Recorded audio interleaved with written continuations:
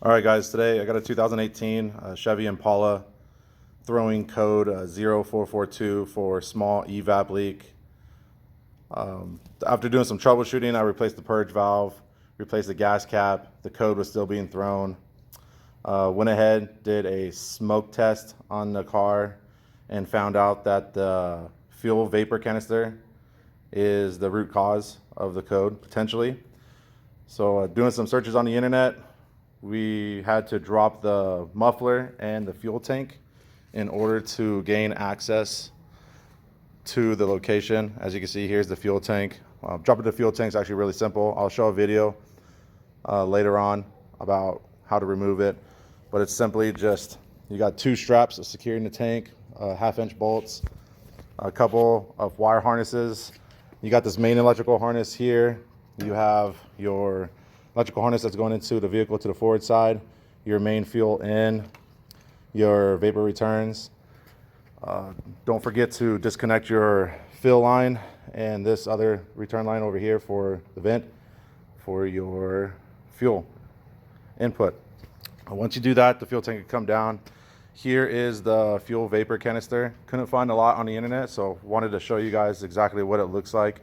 Not a lot to it, just a couple of harnesses. Here's one right here. There's another one down in here.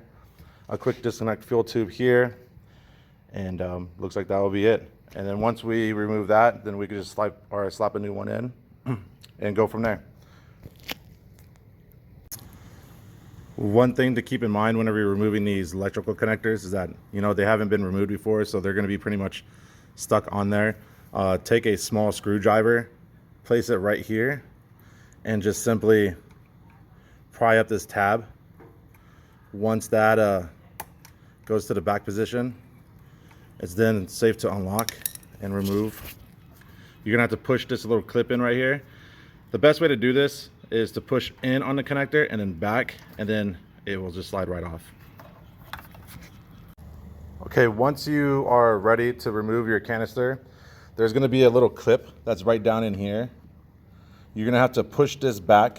It's securing it and locking it into its housing right here. So once you do that, you're gonna push this thing back, slide up on it. One thing to keep in mind is that you won't be able to remove all the harnesses from it. There is one here that's connected.